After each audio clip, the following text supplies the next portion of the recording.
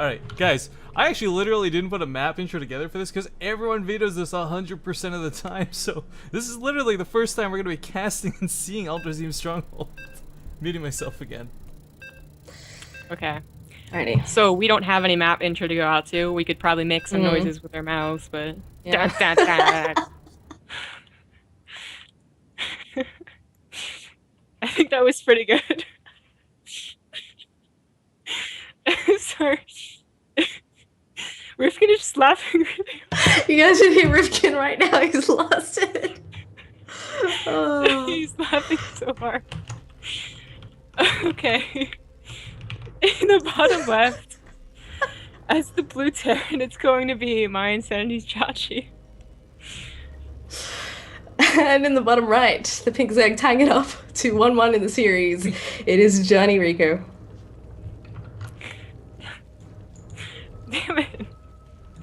I try to be all cool, like not laugh at my own jokes, and then Rifkin's just...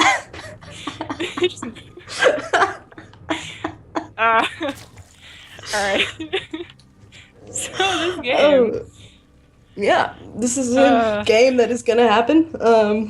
Welcome, by the way, to all of you guys who have tuned in on stream. I see we have 555 viewers right now. This is the Zotac NA. We're in the grid. This is the first round of the grid. It's the round of 8 for those of you who aren't familiar with it. Duking out for $100, winner takes all. And this is the third game in this best of 3 series. The second game was really intense. First game was a bit cheesy. So we'll have to see what happens in this match on an interesting map. Yes. Very interesting. As Rifkin said, it usually is vetoed all the time, or not even in the map pool.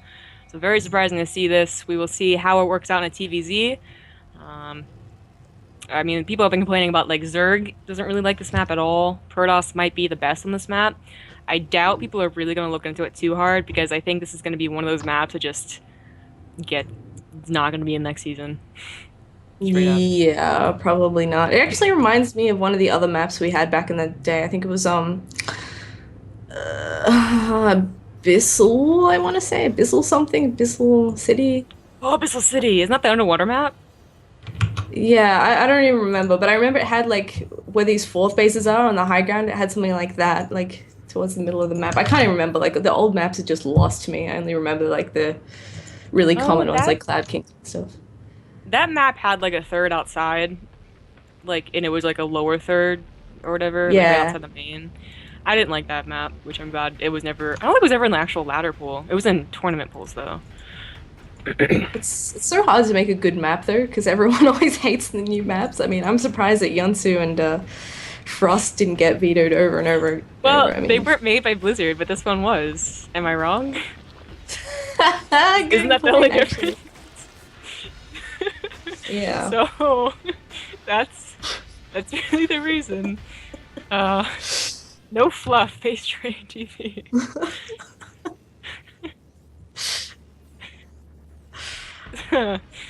Yeah, so this is gonna be a I mean, the good thing about this map is that a 14cc is like really easy, and your hatch is pretty easy to take, but actually JonnyRECco not taking the, you know, behind the base, but rather in front of, so maybe saving that one for the third. Yeah, I guess so. I mean, I don't know, if I was a Zerg on this map, I would probably just go 3 hatch before pool, assuming that the Terran's going to take the greedy option as well. And in this case, Jjakji he's gone CC racks and then another CC. So he's gone super greedy, and there's no reason not to at this point. And now that JonnyRECco scouts him out at the front there, he can actually get in, so he may be able to see what he's doing and just go super greedy himself. And then we'll have a really long game again, which hopefully will be as exciting as the last one. Yeah, he's so greedy, he doesn't even get a second supply depot. He was blocking with 2 Marines for the longest time. But luckily JonnyRECco obviously didn't do anything. The 2 wings outside are not going to do a whole lot. And we have... The SCP still hasn't scouted the right base? It has not. I wouldn't see much, but... Yeah. I don't even think, like, not scouting is that bad on this map if you didn't send out an SCV scout. Because how is it... I don't know, I don't think an all-in would really work on this map unless they had the third down already. You've got such a small ramp to run up, unless you're going for like a Bane bust or something, I guess that could work, but usually we see that sort of roach play and kind of easily defendable. It's a map that I don't think is really figured out anyway though, because like you said, it's not really played. I'm pretty sure they made this map to be like one of those super big, huge macro maps, you know, because they're always trying to like get like, I guess what they're trying to do now is get really big macro maps, something in between, and then something really like small. And it's supposed to be the really, really big one. It's just, yeah, it sets up for a good like, I don't know, like 3 command center, like easy 3 hatch, whatever you want. It's just the rest of it doesn't play out so well, in my opinion, anyways. These guys liked it enough not to veto it at least. Yeah, interesting. So I guess we'll see what they come up with on this map. Got the 1-1 on the way for Jjakji already. And these Marines patrolling around so that he can't actually sacrifice an Overlord in, which is really nice because he can do whatever he wants. And JonnyRECco's not going to have that intel. I mean, he doesn't know about the 3rd CC. He will know about it in a second, but until that actually floats over past the Overlord, which, well, actually the Overlord's not in position to see it. He won't actually know if it's extra racks following up or the 3rd CC. He can only make an assumption. Yeah, that's pretty important, I'd say. He saw how late the factory was, so that might be a tell. Yeah, true. It was, you know, a minute and a half later than it might usually be. So he probably either knows or guesses at the very least. When the lane comes by, they will definitely know. Yeah. Upgrades are currently ahead for Jjakji. JonnyRECco now, you know, nice and comfy on 3 bases. The creep spread looks so odd. Because it's like not connected to where it starts. Anyways. And interestingly, Jjakji hasn't opted to put his Hellions out on the map at all to try and deny his creeps. This creep is just going to spread like no tomorrow. He's got the Queens out on the front lines, just dropping creep tumors at every opportunity, and everything else is just looking to be in macro mode at the moment. Evo Chamber's kind of out in the open in the front of the 3rd there too, which is a nice place for him to actually be able to pick those off if he can get in there. Yeah, that's weird. I guess it's to help against the Hellion, like run-bys that way, but that's only like a small part of the game, and you got link speed anyways, so I don't really appreciate that. I'm guessing Jjakji, when he sees it, he might make that a target for his drops. Is his drops going to be early this time? He has a starport, I know. Yeah, they're going to be before Mutas. The layer is just now finishing up, so he's going to have a good minute and a half time where you can just do whatever he wants and pick up. Yeah, and this is more or less how he started the last game, just doing double drops on a couple of fronts, keeping the Zerg back in his base, but as we saw, JonnyRECco was really good at actually keeping on top of that, so he didn't get all that much done apart from keeping the Zerg off his back, which is always a good thing, but he had a really sick economy, which let him get that 4th base, let him get up to Ultra Tech really quickly, so we'll see if he can maybe deal some better blows to the Zerg before he gets to that point. Looks like Jjakji is going to push out. His medevac will be right behind him. This is a good starting off point. This is probably the best positions for Jjakji because it, you know, his 3rd is a really good starting off point that he can just automatically go over and start clearing up creep.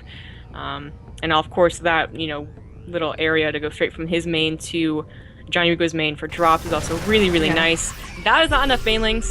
He needs to back up. There's a bunch more waiting though, so maybe trying to bait Jjakji into thinking he's got less than he does. And in fact, he does. That was a mess up. That was a complete mess up by Jjakji. He lost everything. Yeah, that's actually really bad. He doesn't really have anything at home if he went for a counterattack. Actually, with the SimCity and the Widow Mines, he'd be fine because he's got a bunker at the 3rd as well. But yeah, that went really well for JonnyRECco. And once again, I mean, no creep even cleared up in that instance. We've still got the Queens just spewing out that creep. The 4th base now up and running. He's on gas already, and he can more or less just go for his infestation pit. Head towards Hive if he wants to, but it looks like he's going to work on his Mutaflock and those upgrades a little bit more first. That was pretty smart what JonnyRECco did. He showed a small batch of units, made Jjakji think, oh my god, I caught him underprepared, and then just like rolled over him. So it was really Jjakji's fault to, you know, maybe look away because he thought he was going to have it.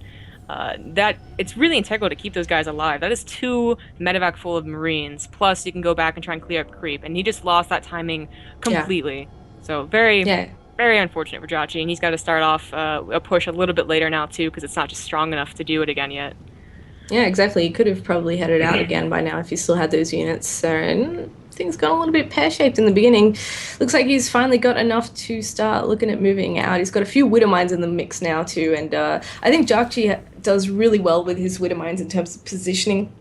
I mean, by the one time when he clumped them all up and lost them all to the splash in the last game, but that was, you know, that was already in a dire situation, so I can't blame him for that. But otherwise, he does really well with that, and he's already starting to borrow those, head out on the map. Maybe we can clear up some of the creep, because Zerg actually has insane vision right now.